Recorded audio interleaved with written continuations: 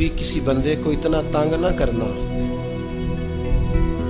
कि वो इतनी तकलीफ में आए कि वो खुद तो कुछ नहीं कर सकता, माड़ा है, लेकिन फिर वो रात को अपने रब की बारगाह में बैठ के कहे कि तू हाकिम व आदिल है मगर तेरे जहां में है तल्ख बहुत बंदा मजदूर के औकात।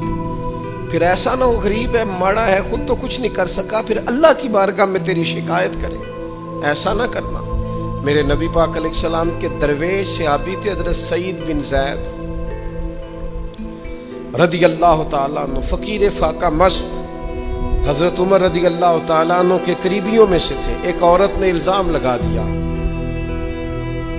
जमीन के कब्जे का।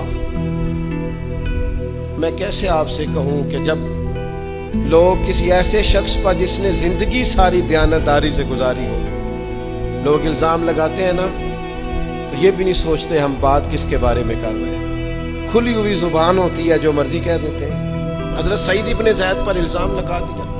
इतना बड़ा आदमी, महबूब का सहाबी, और औरत ने इल्जाम लगा दिया।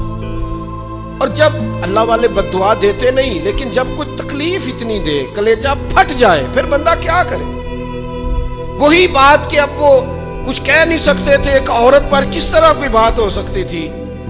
दोनों हाथ अल्लाह की बारगाह में उठाए, ये सही हदीस में मौजूद। दोनों हाथ अल्लाह के हुजूर उठा के अर्ज करने लगे, मालिक अगर ये औरत झूठी है ना तो फिर इसे अंधा कर दे और इसकी कब्र इसके घर में बना दे।